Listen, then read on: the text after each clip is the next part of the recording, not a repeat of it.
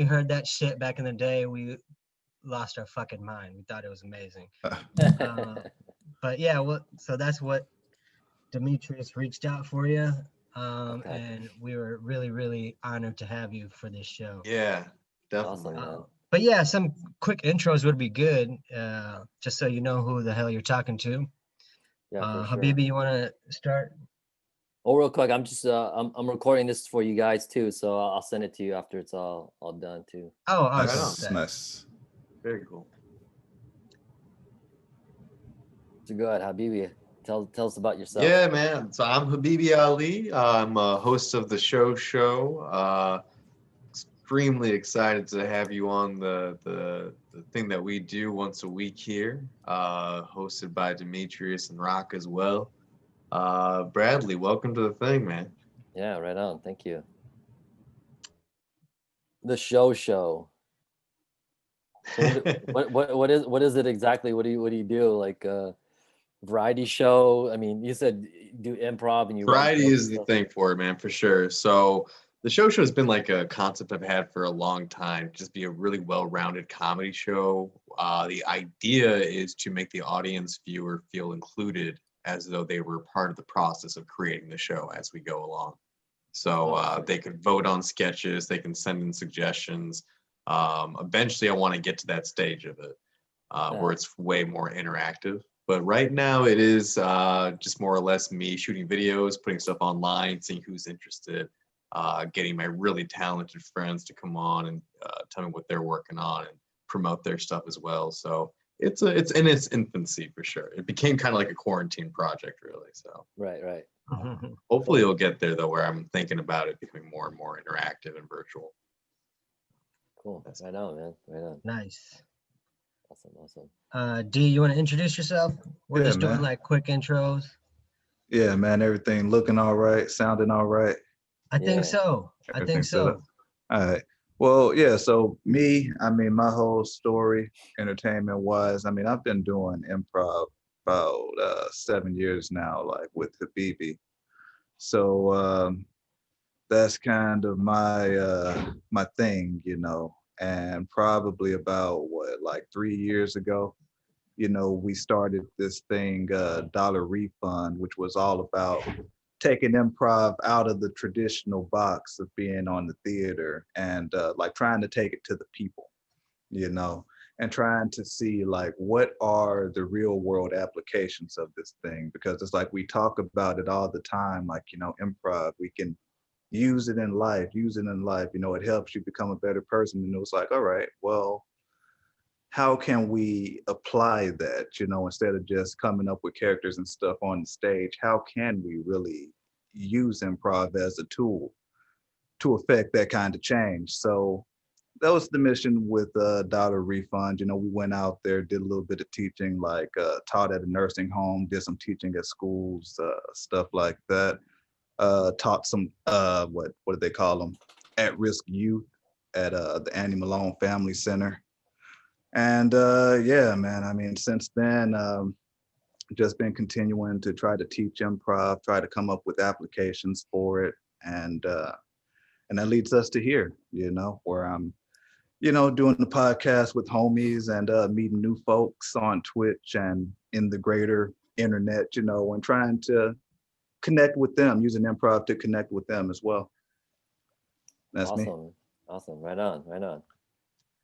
Yeah, and I'm Rock. I'm another improv dude. I've been doing improv almost as long as these guys have. We met doing that kind of thing, you know, coaching each other, teaching each other type of shit through improv and improv shows. We've done shows together.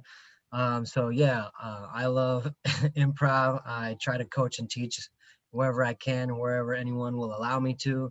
I'm an MC as well. I love the microphone. I'm not a rapper at heart, but I love doing MC work. Moonlight as a wedding MC, and I can MC a lot of other gigs, voiceover work, and I'm a beatbox artist as well. So I love beatboxing all the time, and hip hop definitely raised me. It's 100% of my culture. And that's who the Crab Walk of Shame is. So D kind of talked about kind of reaching out to people, and your name came up because I'm a legit fan, like I told you, man. And you know, it was a funny track that you put out, but it was a really serious and dope track to me from a hip hop and South Asian listener. I was like, holy shit, this is dope. It has nuts, and I like it. And D was like, you know what? Let me see. Let me just fuck around and see if I can find this dude. And bam, sure enough, D found you, and not only just found you, but suckered you into coming on this show and talking to some geeks about improv and just being a fan of yours.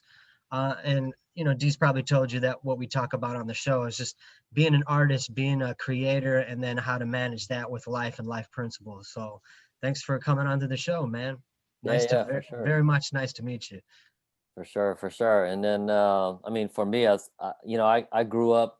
I'm a little bit older than you guys, but I grew up like when the birth of hip hop, when like hip hop was just, you know, they were taking disco breaks and like, you know what I mean, and they were just Funk playing and it, disco, and yeah. you know, and just talking over it, kind of not even really rapping yet, but you know, that kind of like came in a little bit later. But that's what like kind of like hip hop parties were. It was just like they were just taking the empty part of disco songs and like and funk songs and just like playing it, and everyone was just dancing to it, and they would just like, you know, just start, you know, whatever, wave your hands and, you know, Yeah. just partying into it, right? And then the whole New York City Breakers and Rocksteady crew and all that stuff, and even like here, even though we're in San Francisco, we had a West Coast Rock City crew out here that was part of the West, you know, of Rocksteady in New York.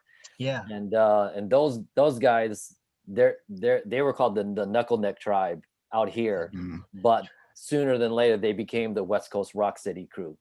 And right. and then the Oh, West shit. Coast Rock City DJs were like Mike Schwartz, you know, Mixmaster Mike and DJ Mixmaster Apollo Mike. and Yeah. Hubert and all them. So Mixmaster Mike and DJ Apollo, I went to high school with those guys. Yeah, Oh, we all shit. came from the same high school, and actually my first DJ group was with Mixmaster Mike. So it was Wait a me. minute, wait a minute. So, man, you're already blowing my fucking mind, man. So you went to high school with hip hop legends, pioneers, DJ Apollo. So you were in a DJ group, you just said? Yeah. I started DJing when I was like 12 years old, man. All right. Yeah. So you're a straight mixologist on the records. Yeah. I So tell me started about off, that man. group. Who was in this fucking group, man? And what were you guys doing as a unit? So this group was me, Mike Schwartz, and this guy Kenny Franklin. It was just the three of us. And we didn't have shit, man. We had one of those. I don't know if you remember, like they used to be these turntables, but also had a cassette player and an AM FM radio all built into Ah, one thing. Had no pitch control, nothing. And so we had two of those that weren't even the same brand. You know what I mean? They weren't even the same height. You know what I mean? right. And like we would just mix off of those. We had six of these little small little 6-inch speakers, like, and we tried to do a gig. So no lights. We had no lights. It was just 6 speakers, 2 uneven turntables, and a DM 500 Newmark mixer. And it was Oh man. so me, Mike, and Kenny, and we DJ'd this party at this place out here called Westlake Hall. And Kenny, he like hogged the turntables all night long. And so me and Mike were like, man, this guy, dude, he be hogging all the tables and like he didn't even give us a chance. And so like, I mean, that was kind of like the first and the last gig that we ever had as a group. And then after that, we Because all you kind wanted of to went do our your own shit. yeah, we just went our own separate ways. So I started you know, hooking up with my this other dude Lawrence, and we started a bunch of DJ groups, but eventually ended up with this one group called Style Beyond Compare. And Style Beyond Compare was, you know, there was like 13 of us in there. We even had a girl rapper in there. I used to beatbox too. Oh shit.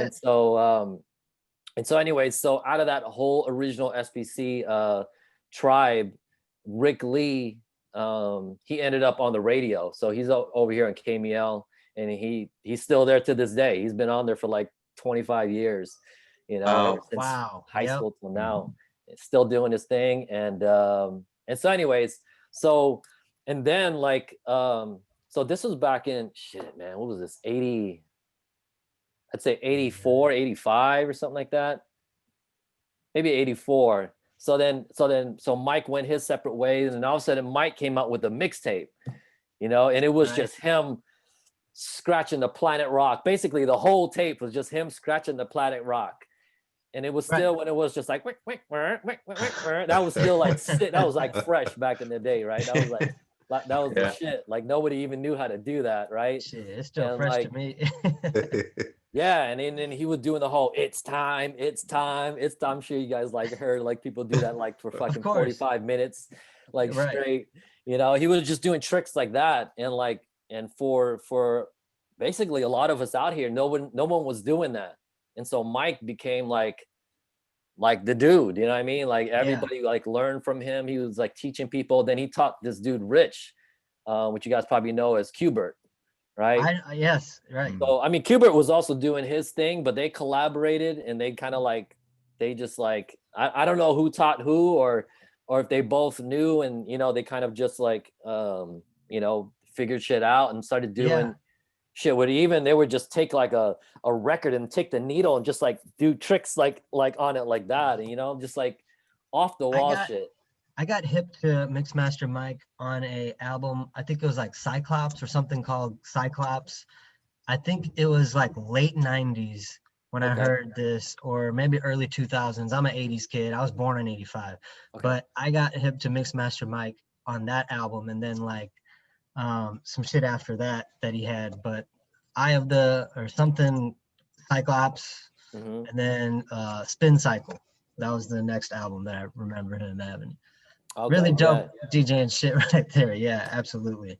That's ridiculous. So this Master Mike sounds like he had all these cutting edge techniques. What were you guys doing before this? What was the sound before the whoop, whoop, you know, what was the performance like?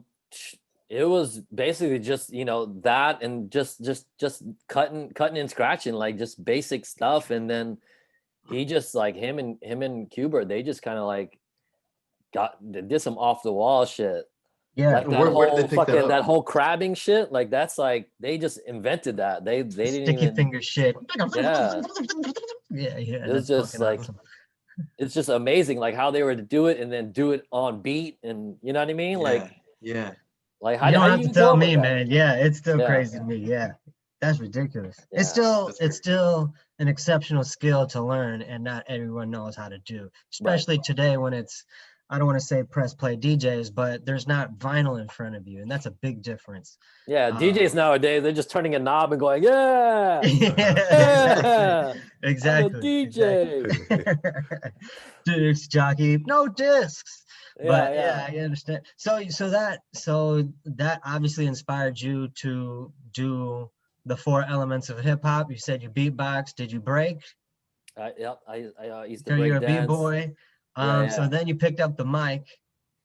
And so I mean, so I started. So it all started off like I was always the clown. You know, I was always the class clown. You know what I mean? Like I was always the guy that always went too far, you know, like it would always be some guy crying at the end of the day, man, you fuck around too much, Brad. You know what I mean? It would always end up like that. But I just didn't know when to stop, you know? I actually started, you know, I started doing that because, you know, like as a little kid, I used to get picked on a lot because I was always skinny. I was always the dude that got picked last for anything, you know what I mean? Like, all right, team captains, pick your basketball team. And I'm like, yeah, pick me. And like, no one will pick me, you know what I mean? So, and like people like bullies would pick on me, like, you know, all these gangsters out here were like, you know, fuck with me and stuff. And so I would just try to make them laugh. And that's how like I kind of got out of like a lot of trouble that I got into, was just by making people laugh. So so when we started these DJ groups, and like, you know, we used to DJ like all these junior high school parties for free. You know what I mean? That's like how we started. We just loved to do it. And but then, you know, it turned out to later on be that like we were probably like the highest paid DJs out there. But you know, it didn't start that way, right? And Of so course. I'd always grab the mic, and when the party was over, nobody wanted to leave, right? So I'd always have to pick up the mic, and I'll be, I'll just start capping on people. I'd just be like, "Hey, Rock, your mom's outside in the station wagon waiting for you. Come and pick you up or whatever." I just be fucking around with people, and and then I start fucking around, just being this like Chinese old man, like, "Hey, no fighting, go home now," like just messing with people, and like everyone would start laughing. Well, what happened? People wouldn't leave; they'd stay even longer because I keep like You're making them laugh entertaining on the them, yeah. mic.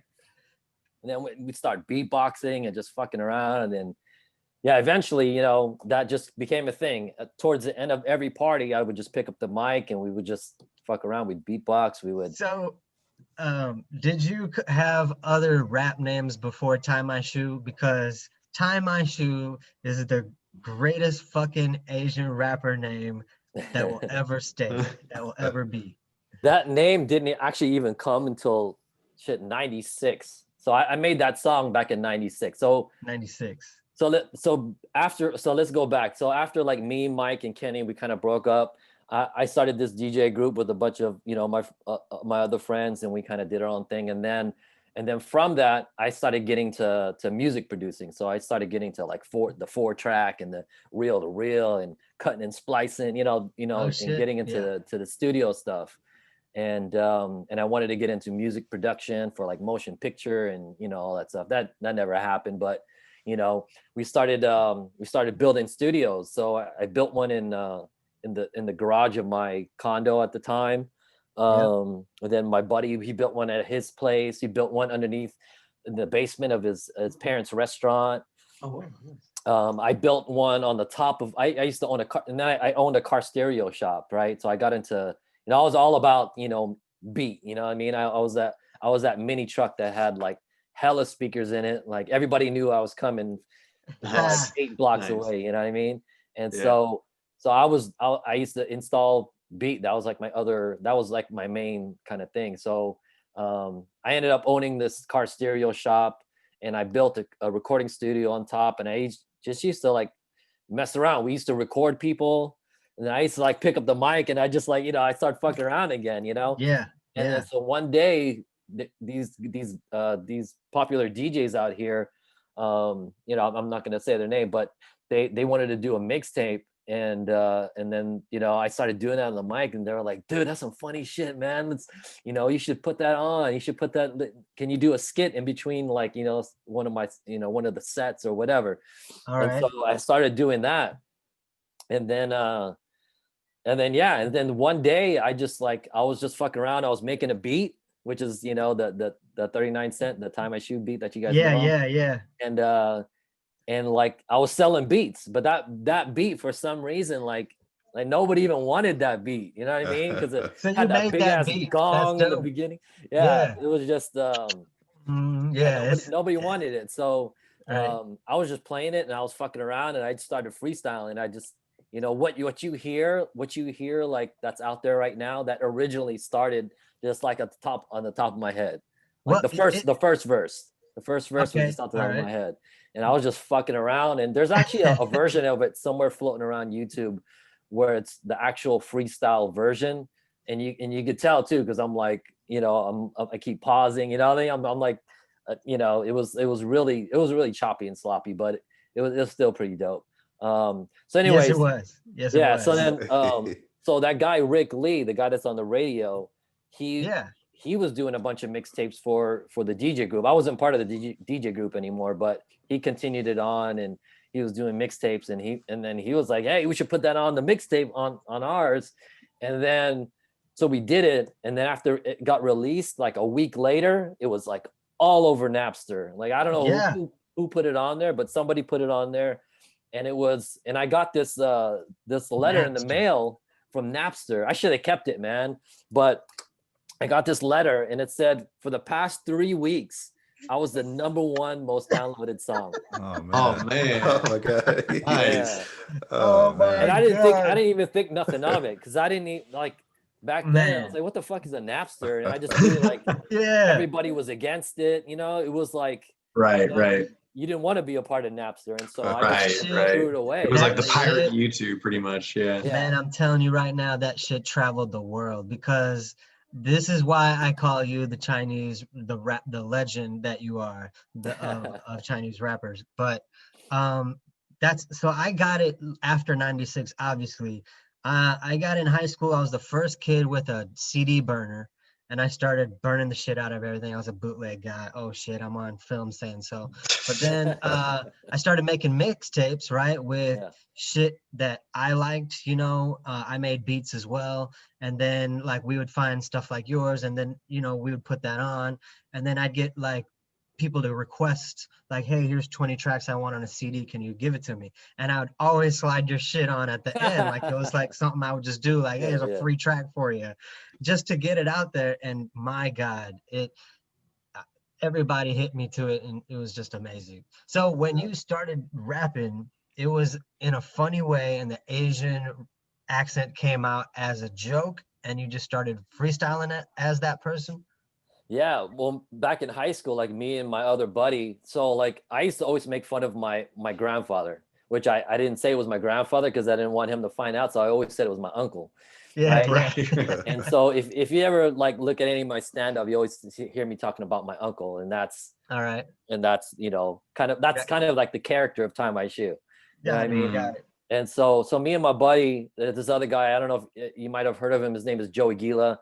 He opened for Joe Coy. He opens for Joe Coy. So if you Okay, yeah. All yeah. right. All right.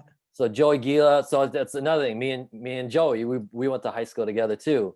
And Damn. he moved to LA. He became a pretty big stand-up comic. He Right. actually introduced me to Joe Coy like 15 years ago when I started doing stand-up comedy. Wow. Like like that was my thing, you know what I mean? I would do it, but I wouldn't really do it publicly, you know what I mean? Right, But he's right. like the first person to kind of like have me go on stage and like, you know what I mean? He's the one that got me started. So anyways, he introduced me to Joe Coy, introduced me Wow. to a lot of people, like a lot of the people that you might that write for TV shows and Yeah, stuff yeah. like Ali Mm. Wong and just a bunch of folks. So Yeah, anyways, because he was on Joe Coy's stand-up special. I don't know, on Netflix a couple years ago. oh, was he? Yeah, yeah. Not. I don't think it was on the recent one, but a couple years ago I seen him on there. Yeah. Okay. Yeah, Joey's That's funny, man. ridiculous. He's Yeah. ever since high school, he's always been, like, him and I, like we just be cracking up like through through the whole day, man. It was funny. So Man, so I got a question for yeah, you, man. yeah, So yeah. you pretty much turned this parlor trick thing into like this gig that was sought after by these like legit DJs, right? They wanted you in between their tracks and doing their sketches, but it started off old as like improv, freestyle. How much Yeah. pressure did you put on yourself to polish it up? Did it change when you were like, put on the job now as opposed to just having fun? So the version that you guys hear that's out there is the polished version, right? There is a freestyle version. You'll find the freestyle version somewhere out there. Yeah. And you'll also find, the version that you're used to. But that freestyle version was the original version. And then Rick, he wanted to clean it up because it sounded like shit. It still sounded Right. like shit even though we were done because we were working with a 4-track that had this tape in it that's been recorded over like 8,000 times or something like that. So the quality was just like hella shitty. But anyways, we gave it to this guy and he mastered it for us. He did the best he could with it. And we just didn't have time. That's the thing. We didn't have time to like, make it clean or anything like that. So basically, yeah, that's the clean the updated Yeah. version is the one that you guys hear. Did you So- feel funny though, being like being paid for this, like doing something that you were doing for fun to just kind of going over to going pro? Did it feel weird? So I actually got a gig in Las Vegas, and they offered to fly me out there, put me up, pay me $500, like do all that stuff. But I didn't do it because I didn't know like if I was insulting them or if they really thought it was funny, you know what I mean? So at the time it was like everybody thought it was funny, but I didn't know how far, you know what I mean? I didn't know how everybody Yeah. was gonna take it. That Right, didn't know yeah. me. So I didn't Right. do it. But Right. so I mean, to answer your question, I never really took it serious, you know what I mean? It was just like a joke, and I never really marketed it. I didn't do anything with it, which is why, Yeah. you know, nobody knows who I am, you know what I mean? Yeah. Well, So, I mean, dude, does that blow your mind though? Like what you did back then is wildly popular now. Like before the quarantine or the pandemic hit, I was working at a karaoke joint, and I never knew how huge Chinese rap is. Like it's a huge thing. Like MC Hot Dog and just the quality of what people are putting out there is just it's incredible. And like people are paying, you know, $1,000 a night just to listen to these guys and drink up and just it's real entertainment, it's quality entertainment. And it's standard almost, you know. And you did this way before it got there. Does that blow your mind that it is so popular? It is so I mean, widely I didn't consumed? even know. I didn't even know it was you know, that Oh popular. yeah. And I I haven't think even now is heard the of time for MC. like, you know, a comeback, man. Like Yeah. you gotta stay. You're gonna crack it now. Right. And that's another thing too, is that, you know, I tell a lot of everybody I tell, like, you know, even people that used to work for me at my shop or any of my other businesses, they're like, everyone tells them, yeah, my boss is he's Tai Mai Shu, blah, blah, blah. And then they meet me and they're like, that wasn't you, because you know, my voice is so different, because what we Yeah. did was because we Yeah. sped up the track, right? So we Right. But sped it up. And okay, so gotcha. So it yeah. got a little high pitched. Yeah. So if you take it and you slow it down a little bit, it'll probably sound more like me. But Well, not even that. I mean, you know, you're saying some funny ass shit in the song itself, you know. yeah. Uh Oh, well, here, let me tell you about the name. So the name actually, so one of my friends, he used to go to school with a guy named Tai Mai Shu, right? oh shit. And so this before Tai Mai Shu didn't even have a name. He didn't have a name until you know, and I made this during the time when I was hanging around this one dude, and he told me like, he goes, yeah, dude, I used to go to school with this guy named Tai Mai Shu. That was his name, bro, and blah blah blah. And it just always stuck in my head. I was like, you know what, I'm gonna use that shit. Yeah, right. How So I can you used not? it. It's too good. It's too good. Oh my god. Yeah, man, I've Yeah. seen some of your YouTube, and aside from it, your stand-up stuff is legit, man. It's straight. And I love the way you were putting it out for a while, which just like, you know, 40 seconds, 1 minute, you know, just put the jokes out there and they're awesome, man. I gotta still say I laughed my ass off the other night just watching them. It's Yeah. great. Yeah, I mean we did that for marketing reasons. So we started this comedy tour called the Cocky Asians Comedy Tour. And we had some like legit people on there. We had like, if you guys watch Crazy Rich Asians, we had Jimmy O Yang he was Oh, Nice. a wow. part of the Cocky Yeah. Asians. Yeah. This guy Tom Tran, you guys might not know who he is, but he's on the news. He does the traffic on one of the radio stations in LA. But he was the Oh. guy, fuck, I can't remember the name of that game. It's a CGI game. And they basically, because he was in the military, and they put all those things on his body. Oh Right. yeah. So for the movement for the game. Okay. Yeah. Where they Right, put all right. those little balls on you Oh, and yeah, The yeah. shit. dots.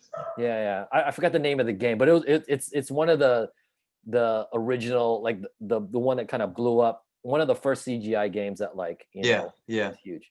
I'll remember it if a little later. But anyways, and also when you're setting up the character, it's him. When you look at his face, it's this guy Tom Tran. That's Wow. it's his Huh. face. Yeah. That's Call cool. of Duty. It's called Call Call of of Duty. Duty. Oh, Yeah. okay, Oh, wow. okay, yeah. Yeah. So he I don't even know if I'm supposed to say that either, but anyway.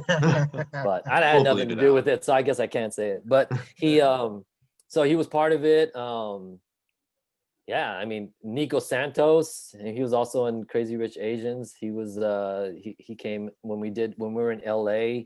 He was like, he did a guest appearance a couple times. That's cool, man. Yeah, I was gonna ask you about that actually, just in general, like That's the dude from and Cloud Rock can Nine, attest right? to this for sure, man. Like our people are just not I'm not so used to seeing people that look like me on the screen just yet. And it's happening now. It's happening like quickly and rapidly. are you seeing that? Is it blowing your mind the same way it does mine, just to see like, oh my God, there's an embrace of people who look like me on screen? Yeah. I mean, especially motion picture wise, and for sure. And Do you want to it's like a cut of that at all? Do you want to get in on that action? um not really. I mean, I guess at one time I kind of did. And I had opportunities and stuff like that. And you know what, when Jimmy O Yang, when he was, doing casting calls and shit like that, I was just like, oh, okay, I'll just meet you later, and whatever. And then one day he came out to San Francisco, and he was just like, because he's originally from San Diego, so that's how we met him when we were in San Diego. But anyways, he was up here, and he's all, we're just having lunch. He was just saying like, yeah, man, if this Crazy Rich Asian thing, if it happens, man, I think it's gonna be big. And so he already made it, but he wasn't sure that it was gonna get funded right. It was, what I mean? And but yeah, and then all of a sudden, like 2 months later, it was like bam, right, global like, phenomenon. Yeah. Yeah, So, I get that hesitation. Like, will this work or will this not work? Because it's just not been done before. It's just not been on that scale and packaged right and everything. It's not been a priority, it seems, in the entertainment world. Yeah, and like kind of like not accepted either, right? But I think in other countries, obviously it's Sure. we're on the screen. It's just not in America, right? But yeah, slowly. I mean, I think it's it's pretty mind blowing to finally see it come to see people like us, right? I think it happened because of people like you. You know what I mean? Like, you really were making it possible for us to feel brave enough to show up on stage and do our thing. I think it's really cool, man. Yeah, man. Are you like the entertainer of your family? Or are there artists or performers? No, not really. Like I'm always the person to like make everyone laugh, and you know what I mean? And that's cool. Like even like when I go to like, so I'm Chinese, and so like whenever we go to like Chinese restaurants with the family and stuff, and so like the guy taking our order, and you take our order, and then you walk away, and then as you walk away, I'd be like, "Oh, too far," I just like fuck, like make fun of them and stuff. Like everyone would just you can't help laughing. yourself. Yeah. That's great. so, man. Especially like the one thing like that always like cracks everyone up is because you hear it a lot with like when Chinese people, they will say like, go to school, right? Like, that's like the one that you always hear all the time. And then but every time I point it out, like when people hear it, they just start laughing, because whereas they wouldn't do it before. So now every time you guys hear a Chinese person say, school, you're gonna crack up a little bit just because. Well, you do it in the rap, right? I like my old school. I like my new school. Yeah. Yeah, man. And some of that. Sorry, I'm just curious. Go ahead. No, you go ahead. So at the end of it, so I don't know if you remember where he's like, where he's like yelling. I got 4-4, so all you kid no growing, right? So so that's all from Tupac from Hit 'Em real Hard. hard. I am a warrior. Yeah. So just to give you an idea, that it was all during that time. That's where I pulled shit from I'm really getting it now, because I didn't, like I said, I didn't get it in '96, but I got it in the early 2000s, and it still blew my mind, just like Habibi was saying, to me and my people. I was like, man, what?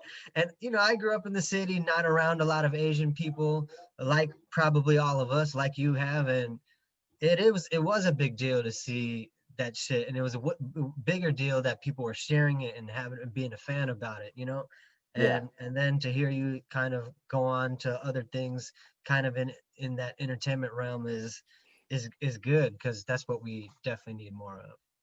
Right on. Yeah, for sure, most definitely, man.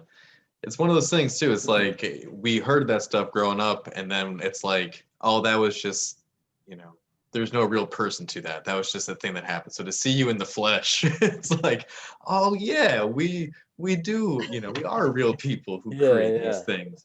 And man, it looks like you're doing so many other things though. What's that behind your wall? You got a lot of honors certificates. Oh yeah, so these are just from business that I've done in the past. This one's from like so after the car stereo shop, I got into, I just got into like flipping businesses. So I used to like, that the car stereo shop, it was, I bought this existing car stereo shop, and it was, it wasn't doing that well. It was doing okay, but I just took it and I flipped it. So it was doing like $500,000 a year, and then within 18 months after I bought it, I turned it into like 4.5 mil, like in Nice, 18 man. months. Yeah. Nice. And so, and then from there, I just kind of got addicted to that, to business period, and just like loving like how business works, and how things can be improved and how you can make more money, and how you can get employees to make more money, everybody like Right, on full right. circle, right? Just Right. helping the economy out.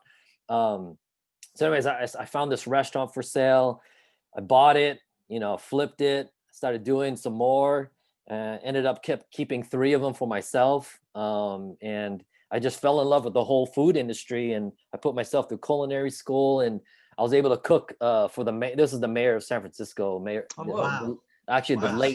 the late mayor. He passed away, but Ah, for his dinner, it was like we charged like $5,000 per person. Ooh. It was a fundraiser. Yeah. Oh, Yeah, I got you. Yeah. that Which, fund was raised, man. yeah, but if you think about it, like $5,000 per plate, that's nothing, because there's Right. other ones where it's like $50,000 per person. You know Right, what I mean? right. And this is Yay area, you know what I mean? I mean, they come and support and show out, which is really beautiful to see. Yeah. We don't get to see that in St. Louis, man. It's a hater ass city, but it's cool. But yeah, so I ended up staying in the restaurant business for over almost 20 years, and so I got these from like the state board, awesome. from the mayor, from shit, who else I got here? The controller, city and county of San Francisco, just a bunch of stuff from trip.com, and there's a very cool, bunch man. more, but I just I only hung these up. So Then we also was got your- into the newspaper. You can only fit so many accolades on one wall, True. right? Gotta leave the rest for Napster. right. Yeah, exactly. My question is also though, so you're very successful at the stuff that you're doing now with your restaurants and flipping the businesses. Did you get your business training in any schools or courses, or was it just from your hustle from earlier, from comedy, music? Yeah, so basically everything that I learned was from everything that I failed at, you know what I mean? And that's really how I learned everything. And then little bits along the way, I would, get mentors here and there. With the restaurant business, I got a mentor with SBA. They have an extension called SCORE, and there's a bunch of mentors, of retired business people that from different industries, and so my mentor, he was a guy from the food industry, and so I got connected with him, and That's cool. he taught me a lot about the formulas, like the numbers. Like any business is all a numbers game, right? Right. And as long as you can fit like those different chunks of business into those categories and stay within the number range, you got a successful business. If you don't, then and that's the thing, a lot of people, especially restaurants, I'd say 95% of the restaurants out there, not including like chains and franchises, but all the mom and pop shops, the one-off shops, I mean, they all just opened a restaurant thinking like, oh man, it's gonna be easy. You know what I mean? They just think that, Yeah. It's like, why is this restaurant, like at my restaurant, I charge $23 for a burger, right? And people are like, why, what the fuck charging $23? It only costs like, you know what I mean? It's like Hell $4 yeah. a pound for meat. So it's only $1 for your patty. It's a 50 cents for, people are trying to add shit up, and like, yeah. So yeah, the food cost is only, like $3, but shit, I The got swag. right, but these gold teeth, you know what I mean? It's like, they pay for themselves now. Shit, this experience is extra, player. Shit. But really, on the first of every month, I'm already like 40 G's in debt, just because I got rent, I got payroll, I got insurance, I got permits, I got, you know what I mean? Right, All these true. things that nobody even thinks of. And there's a bunch of permits and licenses that Like, why the fuck do I even got to pay for that? You even have to pay like, you got to pay like ASCAP, right? You guys know about ASCAP, right? Yep. Yeah. So, you know, you've got to pay them for playing music in your restaurant, Yep. right? Oh, yeah, Yep. So, I right. mean, so that's a couple $100, you know what I mean? Like, so there's just all these little things that you don't know Yeah. that you have to pay for. And when you do, you find out the hard way because you get fined for it. Right. And, you know what I mean? And still Yeah. have to pay what you didn't pay for the years prior and stuff like that. So a lot of the stuff I learned from mentors, from, you know, making mistakes, from just being, you know, having my ego too high and just not listening to people and just thinking like I already know. Right. Because that's the worst thing that you can say in any business is that, you know, those 3 words, like I already know, you know what I mean? And if you got to humble yourself and take advice from people, because no matter what, there's always somebody that knows more than you.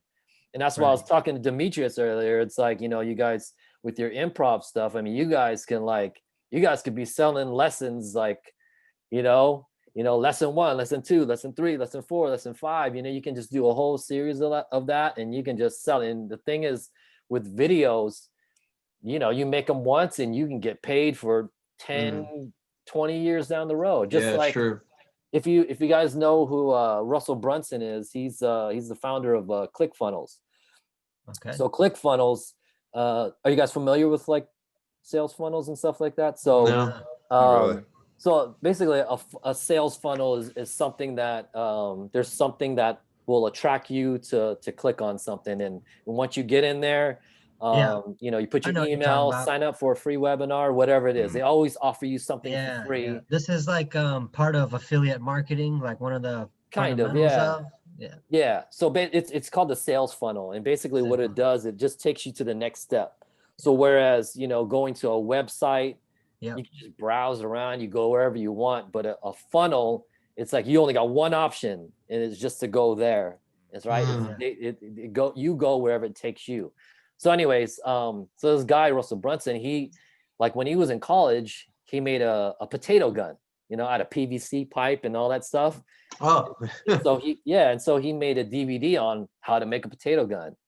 And then if you buy the DVD on there, he makes an offer. He was like, you know, if you want to go out and make one, I can sell you a kit.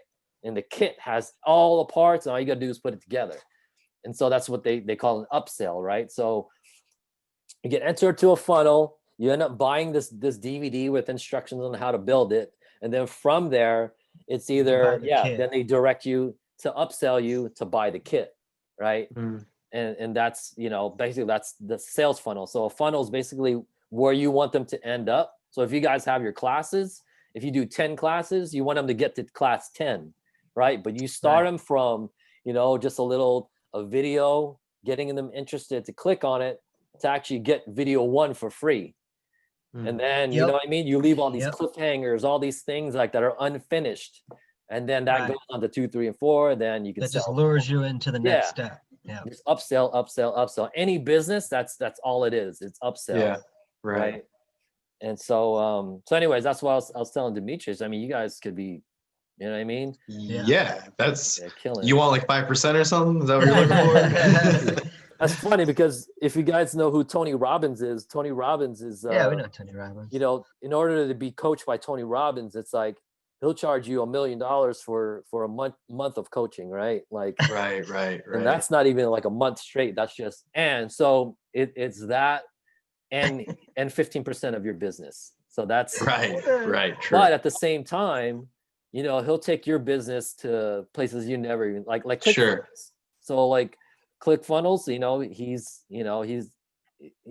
I'm you know, I don't know for sure, but you know, he has like 60 companies that he's a part of. And I'm sure like because I do all of his seminars.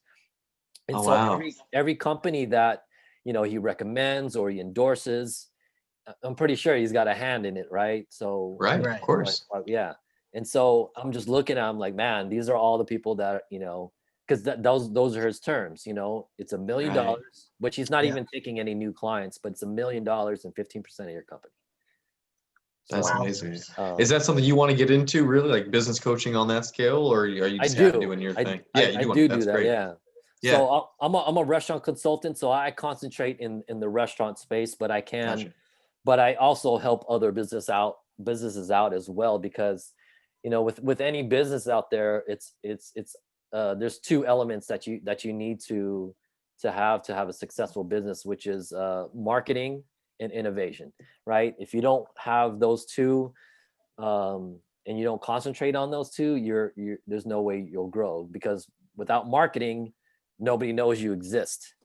And without Mhm. innovation, you're gonna have the old shit. You know what I mean? You're never gonna Right. stay on top of everything. So you always got to be recreating and be ahead of the game, and just just stay ahead of the game, really, Right. and just think of new Man, I'm ways, curious, new what things. kind of beast do you have to become to really want to be full on successful like that? Do you commit all your hours from the morning you wake up? Do you give yourself any time to relax and not think about the stuff, or is it absorbed into your every minute? You know what I mean? So I think number one is that you just have to make the decision to do it.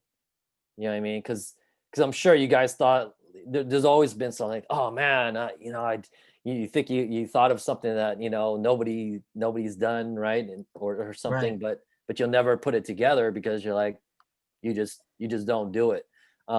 So what I usually tell people, like every night, you know, just keep like a just keep like a journal. You know what I mean? Just keep anything beside your bed, and every night before you go to sleep, you want to try to write down like 10 things that you've learned. You know what I mean? You want to write any ideas that you had. You know what I mean? You want to write down what you did that day.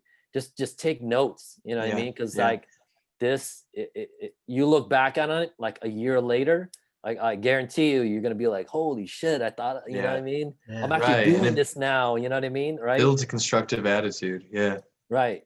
And that's the thing I tell like any entrepreneur, anybody that wants to, you know, take control of their life and start a business on their own, and do something for themselves, by themselves, and or even creating a team and doing it like larger than themselves, you know, just document it. Um, Mhm. and you always got to grow, you always got to learn. And so one way to keep learning is by reading, right? So you always want to like read. So even myself, like I was never a big reader until a Yeah. couple of years ago, and so now it's like every day I try to read at least twice a day. I try to read at least a chapter every time I do read. I even like got into like speed reading too, right? Nice. Nice. Yeah, speed reading, man, it's like your words per minute goes up like 400%.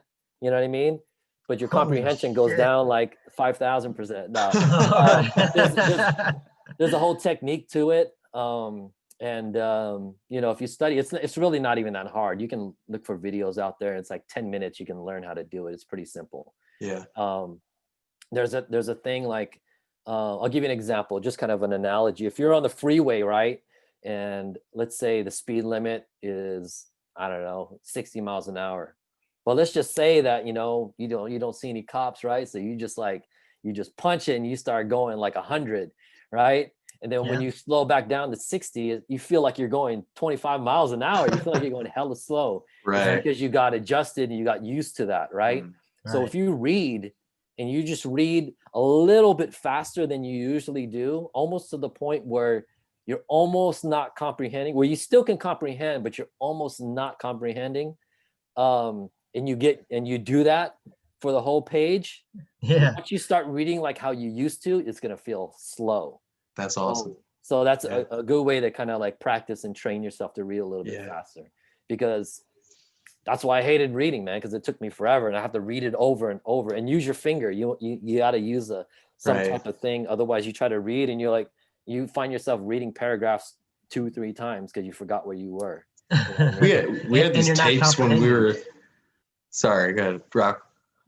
No, I said, and you're not comprehending. You know what I mean? So it's Right. you, Right. Yeah. maybe the finger helps. Man, that's Man, this is all game, man. Free game, man. This is crazy. Dropping all jewels. Yeah, For yeah. sure, for sure. So I think, but that's, if you guys are gonna, want to be entrepreneurs, I mean, in this world, I mean, you're either an employee or you're an entrepreneur. I mean, you know, and Right. you gotta decide what you want to be, you know what I mean? And a lot of people, they choose to just be an employee because it's easier. But the thing Right, is, it's right. like, shit, let's say you're working somewhere and you land a job, you're making like 70 grand a year or whatever, 100 grand, 250, whatever, and I have a friend, he makes about 300,000 a year doing like with like open heart surgery and shit like that, right? He makes about 300 grand a year. And then, I talked to like a bunch of buddies, like on a high school reunion we were in, and they're like, yeah, man, he's making a lot of money. And I was like, well, what's a lot of money? You know what I mean? Like, Yeah. Mm, and then they're like, oh yeah, you're making like 300 grand. I'm like, all right, it's a lot of money, but a lot of money to who? You know what I mean? Like, right, is that really a right, lot of money? Like, you know what I mean? There's other businesses out there where you can make 300 grand a month. You know what I mean? right, Like, right. you know what I mean? So it just depends, like on what you want. Like I know people that have made $1 million in one day. You know what I mean? There's Yeah. people there's Yeah. people out there like Tony Robbins has helped a guy. He made $1 billion in one day. You know what I mean? Like fucking one day. It's like it's Jesus crazy. Christ. So when you say like we can make a lot of money, it's like what's a lot of money and to Mm. who? You know what I mean? Mhm, Yeah. So and really like after you become an entrepreneur, it's like you'll find out like pretty quickly, like once you start making money, like money's not even real.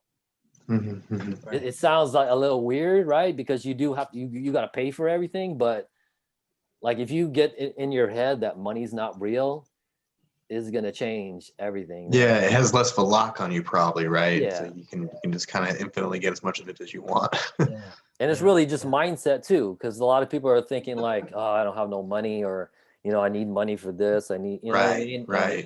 they keep I think. focusing on that, and Yeah. what If you you attach a capacity and ability to an amount or a number, you're kind of you're restricted. yeah, because what you focus on is what you attract, right? Yeah. So if you keep focusing on it, it's gonna happen. You know what I mean? Mindset and mentality Yeah, is a big part of everything that you do. I mean, I yeah, can't stress that enough. If you don't have the right mindset, you might crumble sooner than you think. right. Mm.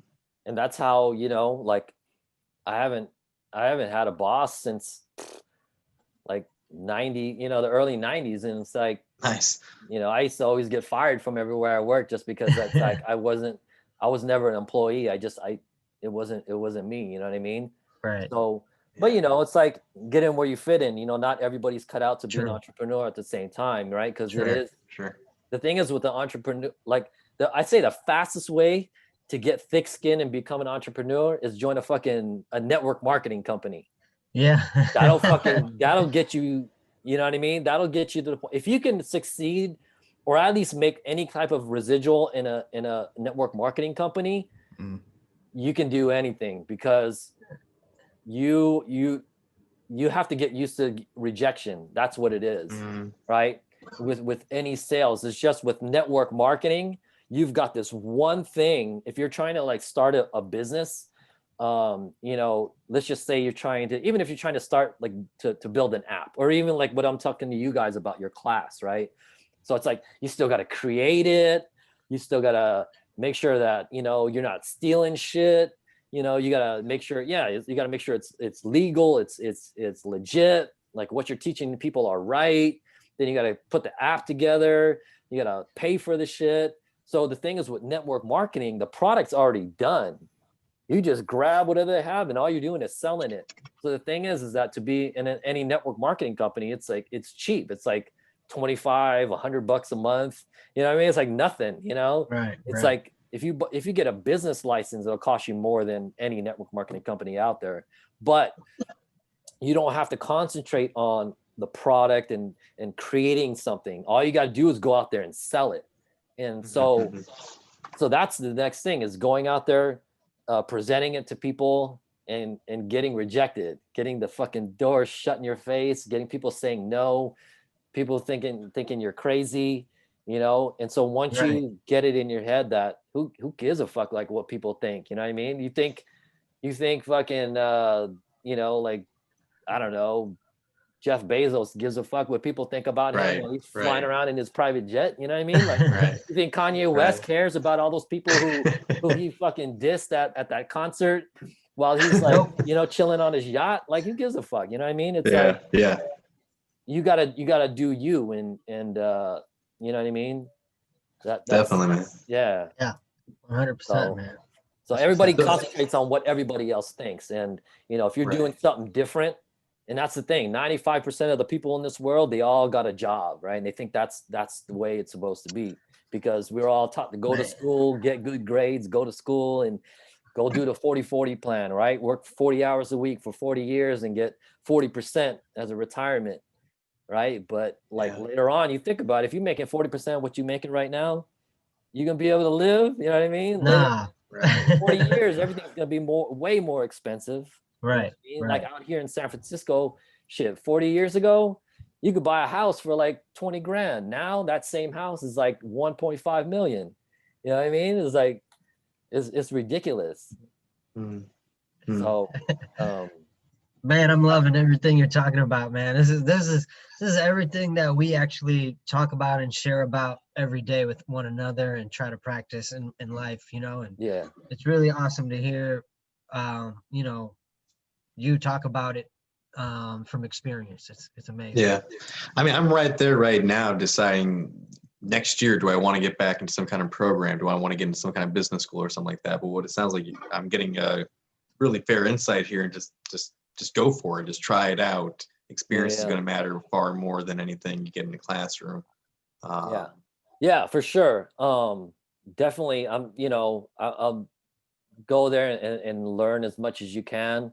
You know, but at the same time, a lot of stuff that you can learn in business school, you can learn from books, and you could probably learn it a lot Right. faster. Right. too. And business school is just another business, right? It's just another But- racket just to kind of get you. But if you do go to business school, you can have mentors that you'll meet. You know what I mean? Right. Right. People Yeah, that you can model. Peers. Yeah. Peers. Yeah. And that's the thing. That's the key. I mean, number one, proximity is power, right? You want to be around people that's already done it, and you want to model them and just copy whatever they did, right? All these people that Right. you hear, even Tony Robbins, like, he didn't make any of the, you know, he didn't like come up with all this shit. This is all shit that, you know, he Right, read, he learned from other people. He learned from like Jim Rohn, he learned from Ray Dalio, you know, he learned from just all these other people that he modeled. So Right. Right. what he does, he'll take something, he'll read it, he'll study it, and then he'll try it out on like his friends and his family or peers or you know, or whatever, colleagues, and you know, and tweak it and make sure it works, and then he'll go out there and market it. You know, so all his classes, all the training that he does, he's already done it. And Right. so He's vetted that's out. why, you know, yeah, he's definitely somebody to model, and you know, you can pick up a lot from him. Yeah. But yeah, proximity is power, man. Like, you know, you want to be who you hang around with, you know what I mean? That's why if you look at all these all the like the Crips and the Bloods, right? They're all hanging around those same people, and that's why they either end Yeah, up dead true. or in prison. And that's the path. That's because all the people that they're modeling and mentoring, that's what's happening to them, right? So, you know, it's Yeah. you gotta who just take a look at like who you're hanging out with, you know what I mean? And you want to hang around like people that you want to be like. Yeah. So I told you a little bit about like the show and like the concept I had behind that about making kind of like an interactive virtual experience. Like a lot of that comes just from like my life experience. I kept dropping out of school when I left high school and college. I went college to college. But something that sort of just stuck around was the comedy, performing and that kind of thing. So I know that world somewhat well, and I want to share that with people. You know, that's the kind of world I know. So just as a person who has heard 1,000 business pitches and stuff like that, do you think there's anything behind something like that? Can I make that into something like into an app or something like that? Does that sound realistic to you? I mean, you definitely could. I mean, even you could write a book. You know what I mean? You could write a book on it. You can make videos on it. You can, I mean, there's a lot of stuff that you can do that you can market it. And the thing is that, it might not make you like $1 million off that one thing, but if you have all these other avenues, and again, like I told you, man, it's the upsell, right? You start off with something, short little videos that are free, and then you'd be like, hey, get this book, you can have this book for free, just pay for shipping. Right. But for some reason your Right. shipping's like $25, right? Right? So you make money somehow, right? Yeah. And Right. it's just, you don't need a lot, you just need a little bit from here, from here, from here, From from a lot here. of places, right? Mm. It's logical too, because the byproduct of that type of process is that you're simplifying your overall operation. You're simplifying the goals because it's not one big, oh my God, goal. It's a lot of small goals that it's more achievable, right? And Right. so your dreamer type of attitude becomes approachable and logical because you're breaking down that scope into achievable goals. That yeah, Yeah. but in the result, you're luring people in to everything that you're doing. It's great. Right. And you Yeah, I always mean, think like everything that you're doing is, think of it like it's a promotion to the next thing. Yeah. So for me, like, like for stand-up comedy, right? We would do open mics, right? From the open mics, people are like, oh man, your shit's funny, man. Let's see, can you get on my show? It pays like $200, whatever. Then I'll do the show. But really, with me doing that show, I'm promoting my show. You know what I mean? Right. So like I'll rent out like Cobb's Comedy Club. I'll rent out the Punchline. We rent out the Improv. So when we did to give you an example, we did the Cocky Asians comedy tour. We sold out every show. Like we always had at least Nice. 100 people waiting outside for people that didn't show up. Like Wow. always, Nice. right? And we're talking like, I'm from San Francisco. Like we were in like Washington D.C. We were like in San Diego. We didn't know nobody out there. You know what I mean? But it's all because of marketing. And so anyhow, like, and then going to all these open mics, creating this buzz, Yeah. and it's just a promotion to the next thing. And so for us, even getting them to one of our shows was just a promotion to get them to the next show, you know what I mean? And so the same Yeah. thing, like just keep that in mind. It's always about the upsell. Hey. Always sell them to the Yeah. next event. And you'll sure. notice too, like if you go to any of these seminars, like Tony Robbins seminars I was just telling you about, if you go to them like at the end, they're always trying to get you to buy the next event. It's Right. called they always call it BAM fam, right? Book a meeting from a meeting. So even if you're in a meeting, Book a meeting from a meeting. That's Bam, great. yeah. So if you're in Yeah. a meeting, you always want to book the next one like while you're in that meeting. If you're Right. doing a show, you want to promote the next show in that show. Right. I like that, man. That's Yeah. nice. That's dope. I used to like help manage artists, and I'd always try to use open mics kind of that way, like, hey everybody, this is a free show, come on down, take a look at this artist, it's free, you can get in for free, there's a few drinks you can get. But what they didn't know, it was an open mic, and my artist or two would just be blocking that hour, right? So if I'd say, hey, open mic, come on, or come to this show from 9 to 10. Well, 9 to 10 was our block on the open mic, but I didn't have to tell people it was the open mic. Right. Because if people say, if you're trying to invite people to open mic that aren't performers, they're going to be like, I'll just come see you at a show. Bullshit, right? Right. But if it's a show and it's free and it's a Monday of all motherfucking days, you can come for free at 9. I Right. just bamboozled you into coming to an open mic and just seeing my artist. I Right. used to do that and it was great, but the market here is fun. So I'll give you another tip, like on since you guys are like already kind of in the performance, and you're like used to open mics and stuff like that. So whenever you do an open mic, if especially if you have a following, so this is important for you guys to like get a following, right? If you can continuously do open mics like all the time, right? You would be able to approach any bar, any cafe that you do them at, and be like, look, I want to do open mic here. I want 10% of whatever I bring in between whatever time I'm there, Yeah. right? And if you could do that, and to give you an example, so I got a buddy of mine out here in San Francisco, and he did this actually, and he was able to get like a whole crew of people that worked with him, and they would do like 5 open mics every single night. So you imagine 5 per night, and even this is Saturday and Sunday too. So they would do like 35 open mics. Just imagine 35 places. You're taking 10% of the bar at all these places. You know what I mean? But at the same time, you got to make sure that you have a following Bring and you can people bring there, them. Right, you got to pack the house for them to Yeah, want you to yeah. be there every Yeah. night. Yeah. But seriously, that's man, great. 35 fucking open mics is a lot. I mean, I think we have a total of 20 open mics in St. Louis and greater St. so- Louis. Maybe, yeah. Total. yeah. And so what you would do is like, you find other people to like, everybody, every comic wants to host. You know what I Yeah, mean? right. It's easy.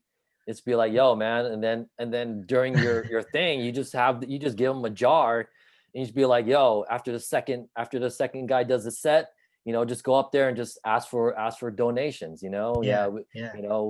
Average donation is $10, whatever you can give. You just do it that way, and then whatever tips they get, you let the people that ran that open mic for you, you let them keep all that. Right. You're just taking right. 10% of all these places, dude. I mean, that's a good way. You can make anywhere from 20 to 100 grand a month, dude. Like easy. Yeah. Easy. Man. I mean, not I now, love obviously, but you know what I mean? Yeah. Yeah. I love it. And I this try guy, to. he Yeah. made 50 grand in one night on New Year's. That was just one night. Man, yeah. Everybody's out, man. It makes Yeah. sense. Yeah. But you got to know your market at the same time too. Yeah. And your target audience. I'm trying to adjust the whole, virtual entertainment thing that we're all doing right now. Dee's been amazing at pushing all of us at getting more comfortable with virtual performance. But Yeah. there is just something to that in-person open mic, like you said. There's great opportunities for everybody to come out to experience something that the only thing that drives you to an open mic is curiosity, and everybody has that. You know what I mean? So yeah. I miss that. It's that proximity too, right? Now you're rubbing shoulders with people that are better than you, starting out earlier than you, and you're learning from everybody that's around you doing the same sport. I mean, that's one part of the improv that I really love, right? I mean, we're all different types of improv performers. We focus on different things, and it's just dope to see other people do things that I don't usually do. It's not my go-to thing, you know what I mean? And becoming fans of the process, becoming fans of the craft. One thing that I want to say, because I've been characteristically nonverbal today, is what you said about the upsell and just that whole process. I mean, it really does make me think. Like sometimes we can be so short-sighted or narrow in our vision, because it's like if you just think, man, I just want people to buy my book, but you're not thinking like that step ahead of like, use this video to get them to buy my book, and use this thing to get them to want to watch this video. It's like the mindset, especially for me, it goes to that end result, that I'm trying to get without the steps before it. Yeah, for sure, man. And it's just, the book is just a small part of the whole equation. You know what I mean? It's just a small piece of it. Right. Yeah, definitely, man. You think big, like, you know what I mean? Think as big as you can, because just having that vision, and plus if you have that vision and you know where you're going, like people will follow you. Yeah. You know what I mean?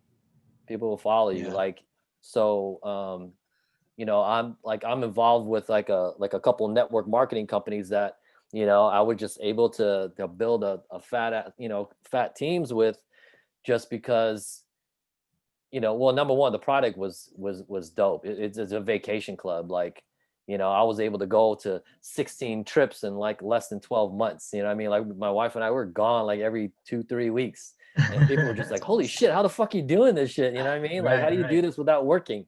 And like people are just like mind blown and just, so I would show them how to do it and they would just be like, yeah, that's fucking dope. And then, I do affiliate marketing too with businesses. I have this marketing platform that really, like any business out there, if they're in business to make money, they need this platform because it's sales funnels, it's email campaigns, it's social media, it's everything digital marketing, especially what's going on right now. You have to do it. You know what I mean? And even if it wasn't, everybody's on their phone. Like everyone's on their laptop or on their phone. And you just it's part of business. You have to keep marketing, you have to keep your audience. Just like if you stop showing up to open mics and you show up like 3 months later, like people be like, who the fuck are you? Right. You know what I mean? Like Yeah. Whereas Consistency. And whereas like if I keep showing up to open mics, like right when I walk in the door, like people already just be like, yo, you free on Friday, you free on Saturday, you free on the 25th, whatever, right? And like they remember you. But if I don't show up, I mean, even to me, it happens to everybody, Right. So just same thing. Even if, well, that might be a little out there, but like let's just say, I was gonna say if Dave Chappelle stopped showing up and 5 years later, but everyone would remember him. We would still show up. We'd be like, he quit for 5 years. Awesome. Yeah. Didn't he do maybe somebody smaller, you know what I mean? Or people just might not like if Joe Coy, like he stopped doing comedy for like 5-10 years. Showed up later on, be like, this guy he looks familiar, but I don't know who he is, right? Remember that Filipino dude? Oh. Yeah. Right. Especially to the younger crowd, right? Because of course they're watching so many people right now, and that's the thing. Fair, right. Like TikTok, you guys should jump on TikTok, man, because TikTok, you might, all my colleagues and all the people that I do business with, they're like, man, TikTok's a bunch of kids, man. I ain't going on there. But you know what? One day, what are those kids gonna be? Right, of course, adults, right? And they're gonna be real. I'm thinking about it, man. Like, I'm a very I'm a Luddite. I'm very scared of technology. I'm not like Rock said, I'm a horrible representation of a brown dude. Everything but buttons terrifies me. It might as well be a porcupine. But I am trying to get over that. So I'm definitely gonna sign up for Twitch. One of my things is like, I'm sure you get asked this all the time, but like I want to set up a Twitch account. I want to set up a Twitter, TikTok, all these things, and I want to connect them all without using my personal account to promote them. I just want them to start existing on their own. Like everything that I do, I have to share through my Facebook page. Yeah. And I don't know, there's something about that just makes me feel like, I'm not confident enough in just putting this out there on a separate thing. I have to share it through my account. Do you get to approach about that thing at all, or is that? Yeah, and I think the main thing you gotta concentrate on is Facebook isn't real either. You know what I mean? Right. So what you can do a personal one for yourself. That's for you, your friends, your real friends and real family, and make it private. No one gets to see that. And then there's the businessman, Habibi, where, now you're branding yourself. So you never want to brand the show. You don't want to brand whatever you're selling. You know what I mean? You want to brand Habibi, right? Because if things change, you get into something else. You don't want to be the show guy. You want to be Habibi. You want to be the person that everybody follows already, right? And that's a good point. Great point. Yeah, because people buy from people they know, love, and trust. And if they know, love, and trust you, Habibi, right, then they're gonna buy from you every time. And the thing is, here's the thing: once they buy something from you, even if you sell an ebook for like 50 cents, but once they buy even that 50 cents, they're gonna buy from you over and over and over again. Like it's just the way it is. A lot of sense, man. Yeah. So don't just think on the one thing, just think about, or the the product, think about Yeah. The Yeah. self the brand more or less. as a brand. Like that's something that me and Habibi kind of debate about Brand yourself. sometimes. Yeah. Brand yourself. Yeah, for sure, man. In this modern day and age of social media, it's like, yeah, yourself. I mean, that's the brand. That's who you're selling. You're Yeah. selling Right? you. Yeah. Because then at the end of the day, like, you can be like, shit, Demetrius is doing it. You know what I mean? Like, you know, or Yeah. he Rock has it. You know, like he got one, so like I'm gonna get one too. You know what I mean? Or whatever it Right. is that you got, Right. right? Or he's gonna Right. be there, or he's going, or whatever. You know, or But there has to be like Yeah. something behind. I think what Demetrius and I, we talk a lot about this in the sense that it does seem like maybe now more than ever, everybody's got an account. Everybody's trying to be a brand of something, but very little product out there, very little of what that person's trying to express. You Right. know, so it's like, yeah, I think you can have a brand, but it can't be hollow. You know, there's got to Right. be something that is attached to it. So that's what I always try to resist. But there's something to be said about that brand lasting longer than anything you do temporarily. Yeah. So, So you might want to maybe think about, you know, what do you want? You know what I mean? Just jot down like what it is that you really, really, really want. Like, think about, you know, a year from now, 3 years from now, 5 years from now, 20 years from now, like draw it out. You know what I mean? It's just like you're driving to St. Louis. It's like if you don't have a map, you know what I mean? Like, where are you gonna go? You know what I mean? You're just Right, gonna right. drive aimlessly, right? But if you Right. know exactly, or at least have some type of path of where you want to go and where you want to be, that's what I was saying. You know where you're going, know where you're gonna, know where you're going. Same And thing that you applied to the sales funnel, right? Kind of just lead yourself instead of leading the consumer. Kind of lead yourself to that the Yeah. next goal. well, then also it's like if you know you have to get here, you can set up little goals. Okay, how Yeah, do I get there? exactly. How do I close Yep. that gap, right? right. Yeah. Yeah. I Trying think to find a people lot who've of done the times same. I think a lot of times entertainers, artists, or even entrepreneurs trip on that big idea, and sometimes we got to simplify, go back to the fundamentals, and do things more easier to get to the goals that we want to get to. Yeah. Yeah. Basic addition and subtraction. Yeah. Right. Yeah. It's just like you guys, well, you guys are different because you guys do improv, but like for comedians, man, it's like, we gotta perfect our set, you know what I mean? And that's Yeah. the thing that like where people get they get Perfection. nervous. Or you notice like a lot of comics sometimes they'll go up there and they'll forget, right? That's because they're fucking nervous, right? They haven't Yeah. practiced enough. Mhm. But if you practiced it enough where, like if I just asked you, oh, tell me your story, like since you were 5 years old till today, I mean, you'd be able to tell me like that. It's Mhm. because you've lived it and it's already. But when you're talking jokes and it's the first time you're saying it, you're gonna stumble and you're gonna forget. You'll forget you'll forget your punchlines, you'll forget callback, you'll forget all that stuff, right? Right, But right. if you keep doing it, it just becomes second nature. That's what I was telling Demetrius. Like for you, if you guys just like make these videos, just do them. You don't have to put it out there. Just make them and just Yeah. get used to like talking about it, teaching it, and then you look at it later on and be like, oh wait, we might need to show this part first. Yeah. Readjust it, do it again. You're right about the whole thing with like it being a little bit more challenging for improv artists, just because we don't have those things that are like in the can. But it will amount to something. Actually, I just found out a friend of mine who started the improv festival in Chicago back in like the 70s and 80s. He's been doing this for decades and decades, but he actually just got his work, the recordings of all of his work submitted to the Library of Oh Congress. sure, yeah. Oh wow. Yeah, it's a huge deal. It's a very, very big deal. Improv has never been recorded like that before in American.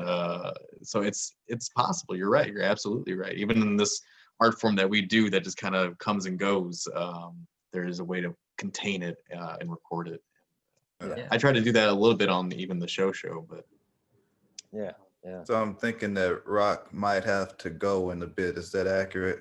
Yeah, I do. If you haven't heard my kid shouting already, but I got a 6-month-old Bradley, and I got daddy duties with my wife that Yeah, I no gotta worries, get man. to. No worries. Is there any time or interest in doing a quick improv scene? Let's do it, Yeah, man. Let's yeah. do like a- Yeah. Let's see what you guys do. All right, all See right. what you guys do. Ooh, You no joining us, pressure. You're Bradley? joining us, right, Bradley? I don't even know. I don't even know. Like you know, I've been wanting to go to like these improv classes, but I lagged so much that yeah, then COVID hit, and then I'm like, shit. Well, I guess I can't do it now. Don't worry, we'll make the classes. We'll sell it to you in these little videos. There you go. Wait, so how do you guys usually start? Like, What do you think, babe? D, you got like a Yeah, like a find workshop? Oh, you want to do a quick little workshop session? Well, I mean, you know, he just said that he's interested in taking classes. Then Oh, COVID fucked sure. it up. So Okay. I mean, we've all kind of coached and teached. Whenever I coach, I always stress fearlessness and confidence. But Habibi and D always do good technical work. So if you have like, you want to build a I story, can. or I you think I can wanna- do a pretty fun one, maybe. So one thing we try to do a lot of improv because we come out on the stage completely blank, essentially. As performers, we're always essentially trying to make each other look good. That's the secret Oh, right, sauce of right. improv. You just got to always make your partner look good, and one of the ways you do that is by gifting. And by that, it means like Bradley, say you just stepped off onto the stage. I'm already on there. I'm like, well, it's been a while. I've been waiting for you, doctor. You know, I have this, hemorrhoid in the back of my ass. You know, you're a doctor, right? You know, you got like, that's called a gift. Okay. So maybe we can do a scene where we focus on gifting each other. So in a Cool. sense, we're sort of building each other's characters, or helping each other build our characters. Awesome. How's that sound? Cool. All right. Sounds good. So you give each other some descriptions, you respond to the descriptions given to you, let that form you a little bit, and then we just carry on like that. See how long do you guys want to go? Let's do 3 minutes. 3 minutes. Sounds good. You got a generator, D? Yeah, the suggestion that I have for you is safe room.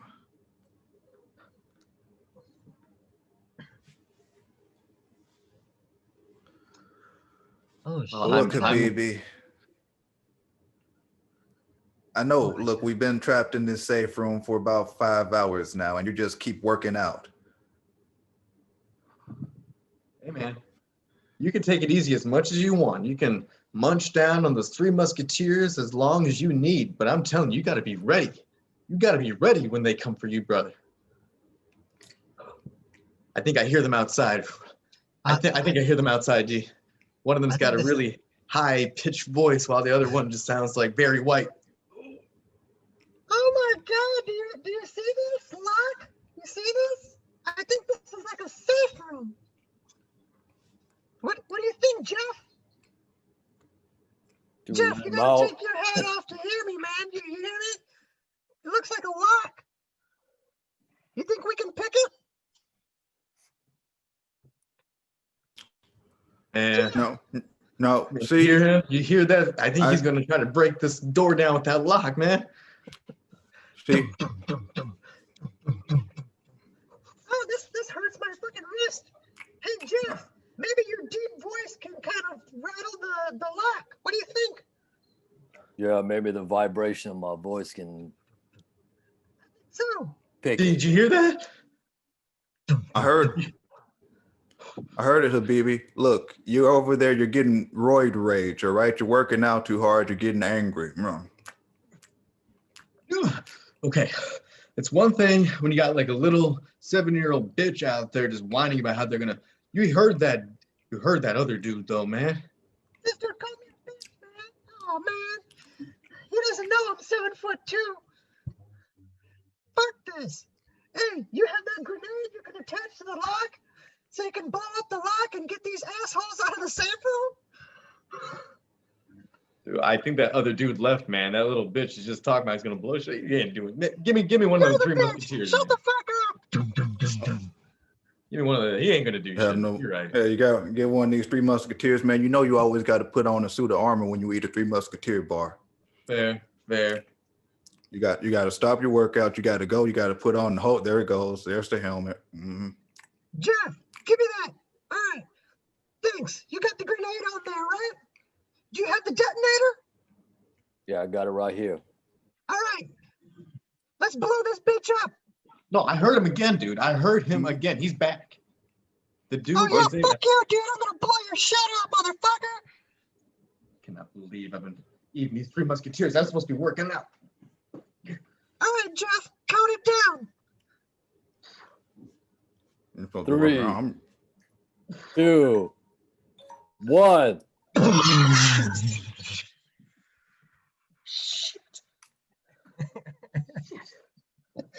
That was right on time. And The that's timer the went same. off. Was it real? So what do you guys Excellent. like how do you guys like come up with the next, you know what I mean? I mean, I got how you guys like the gifting, but Like if we were going to another scene after this last one, how would we go? or just like how would you pass when you pass it on to the next person, like you know what I Sure. mean? So there are a couple ways to do it. One big thing in improv where you have like multiple scenes is called pulls. So like that scene that we just did, if we wanted to take something from it to inspire what we do next, it's called a pull. So you could do what's called like a tangential pull, which could be something like Rock said something about a bomb. Maybe I want to use a bomb in my next scene that has nothing to do with the plot of the previous scene, but I want to use that thing. You could do that.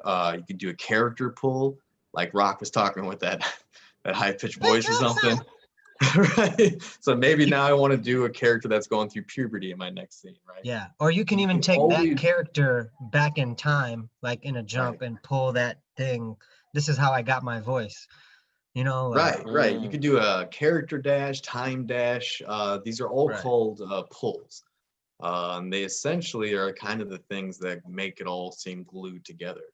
Yeah.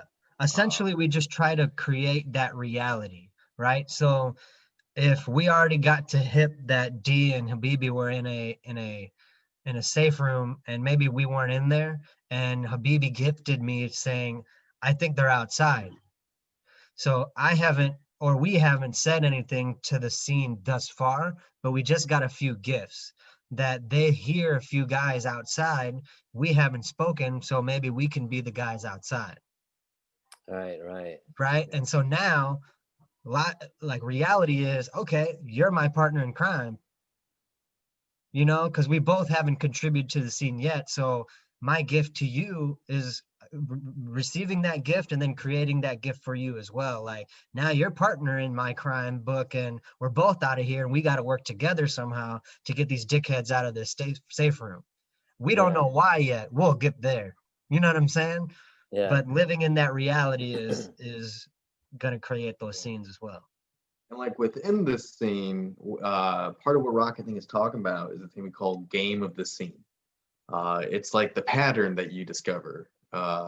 It's probably the most musical part, I think, of improv. You're discovering a pattern, so you want to keep repeating it. So like for every time my partner Demetrius is eating a Three Musketeers bar, I should definitely be doing my pull-up, right? So there's like an input-output kind of thing. So that's a little game we established. Every time that you were speaking up in your deep voice, I'd get freaked out. Like that's a game, right? I'd get relaxed when I would hear Rock, and then I hear you, and I go, whoa. So suddenly we're forming the dynamics of the scene. And every time he would talk shit about the high-pitched person outside, I have to be aggravated. Right. You know, I have to lean into the fact that he's calling me out, so I have to be aggravated by it. Yeah, there are physical ways to teach these things too. Like if we were in person, that's what I miss about sometimes doing these improv things in person. There's a fun exercise where if we were to do a scene, there are only 3 stations people can occupy at a time: standing, sitting, and laying down. So if you were to be standing, Rock is to be sitting, D is to be laying down, and then suddenly D stands up, it changes, right? Everybody has to fit into. So that's all input output, and it's almost like writing a script. That's cool. When you think of it, things like that. Right on. That's cool, man. Yeah, I saw Wayne Brady live, but it was just him. Like he just kind of did a one-man show. Wow, that's awesome. dope. That's awesome. Incredibly talented dude, man. Yeah, incredibly talented dude. Yeah. Speaking of a legend. Well, shit, man. Bradley Lum, you're a fucking legend, man. Yes. of not just from Tai Mai Shu days, but everything that you've done to, you know, cultivate the life that you've had for yourself, but also the homies around you, man, and what you kind of Oh, illuminate out here, which is positivity and hustle, and you can get it, right? What you say? I think you Yeah, froze you up for a froze up second. for a minute. Oh, sorry. But yeah, I mean, you're just putting out there that we can get it, and it's very inspiring. And we really appreciate you coming on, man. Thank you, Definitely. thank you. Yeah, for Thank sure, you. Thank man. you very much for coming. Absolutely. Cool, man. This ain't the Thanks. last you hear from us. Yeah. So, Yeah, for Rock, sure, man. Let's keep in touch, man. For sure. You know, just hit me up or whatever, and we'll just you know what I mean? We'll hop on another Definitely. Zoom I'll or- definitely need some business coaching for sure. So I'll definitely hit you up. for Right sure, on. man. For sure. Building connections, man. That's what I really appreciate about doing this podcast. So Rock usually ends with the beatbox. Yeah. And Bradley, would you Man, I wasn't gonna ask, but you want to freestyle on a beatbox? No, I don't really like. I haven't done that in a minute, but Awesome. All good, man. yeah. Well, thanks, man. Let's carry this bitch out.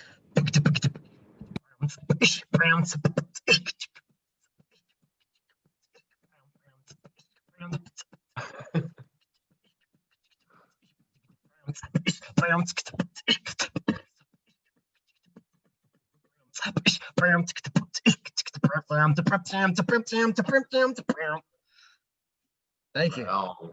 Awesome. Right on, man. It might have cut out, but that's my whack ass. It's all good, bro. Thanks, man. Appreciate it. All right, I'll send you guys the recording somehow. You know, maybe give me your email, Demetrius, and I'll send it to you, and Dope. you can forward it to That'd be everybody. awesome. right on? Yeah, I'll go ahead and send it on over to you. Yeah, cool. All right. All right, Shout out y'all. to the area, man. Stay safe. All right, you too. Take care, Yeah, guys. thanks. Have a good one.